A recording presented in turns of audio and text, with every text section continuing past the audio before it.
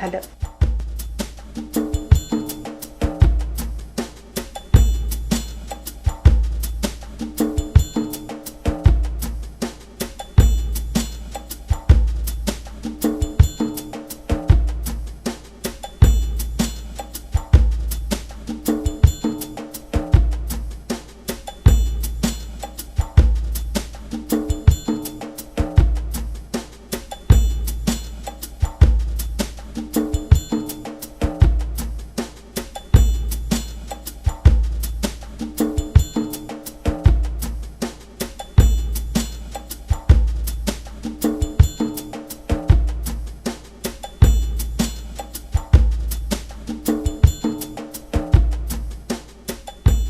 वाटेत परत गंजलेल्या कडीचा बोल्ट लागला.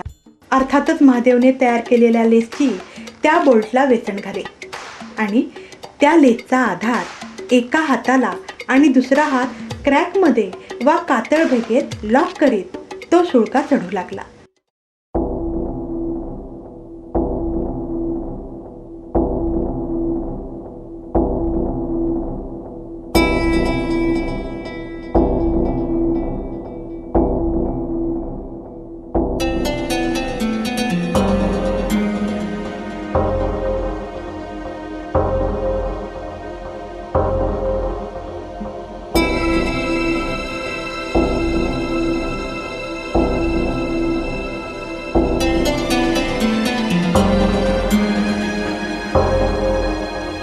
दोन पायांनी प्रेशर होल्ड देत तो दुसऱ्या लेजवर स्थिर झाला.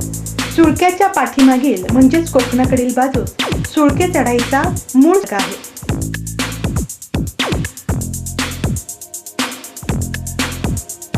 आणीबाणीची वेळ आलीच तर पटकन खाली येण्यासाठी वा सरते शेवटी मोहीम गुंडाळताना क्लाइम्बिंग रोप मोकळा असणे आवश्यक असते.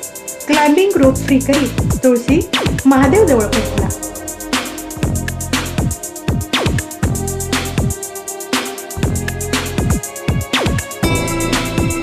किल्ल्याच्या बाजूकडील आतला चढाईचा मार्ग हा तसा फार कठीण व 10-15 वर्षापूर्वीचे जुने बोल्ट असल्याने अजूनही अत्यंत आव्हानात्मक. सुळक्यावर चढाईसाठी मुद्दामहून ही आडवाट निवडली होती.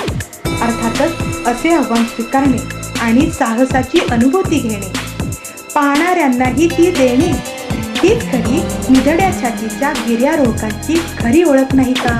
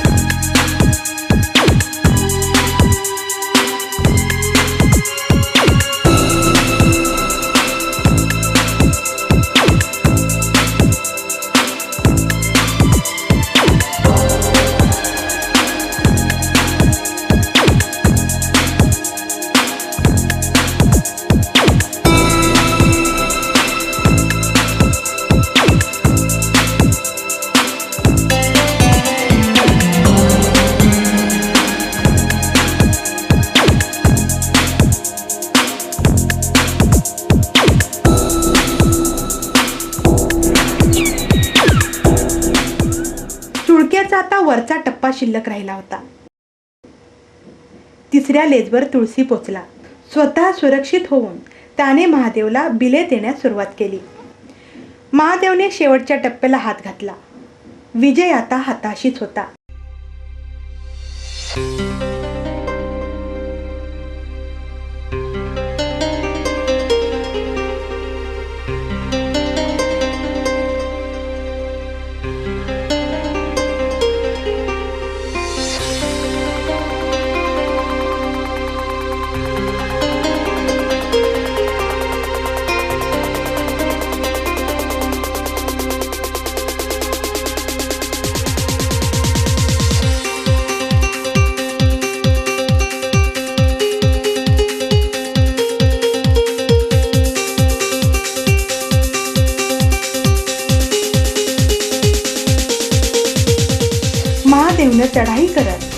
ओपन बुक पद्धतीच्या एका मोठ्या भेटीत शिरला.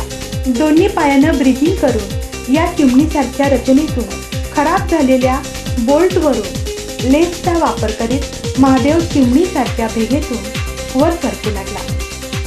त्याची ही अदाकारी जीवधनच्या माथ्यावर बसून आम्ही सर्वजण श्वास रोखून पाहत होतो आणि उत्स्फूर्त दादही देत होतो.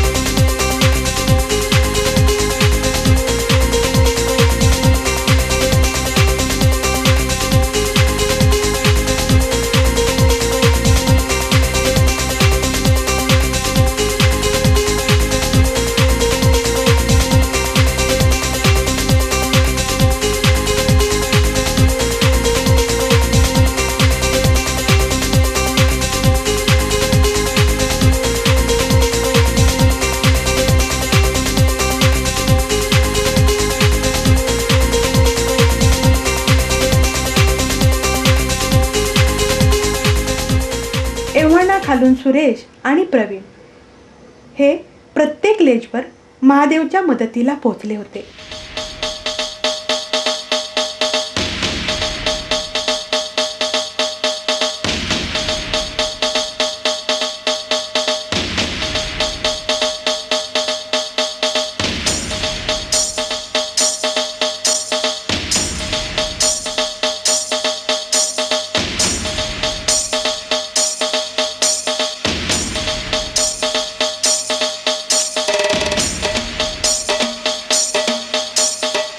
आता विजय आटोक्यात आला होता.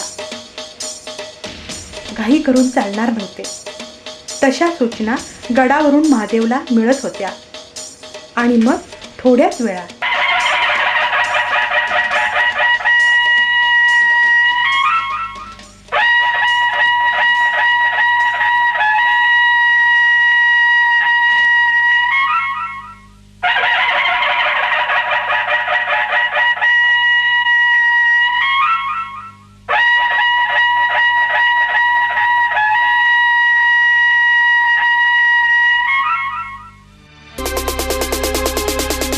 तुळशी क्लाइम्बिंग रोप मोकळा करून माथ्यावर पोहोचला.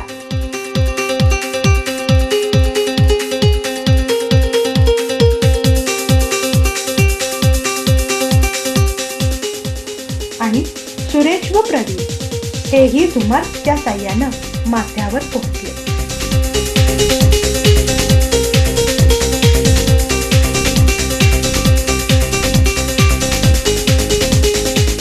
शिवछत्रपतींचा जय जयकार झाला आणि मोहिमेत पूर्णत्व आले.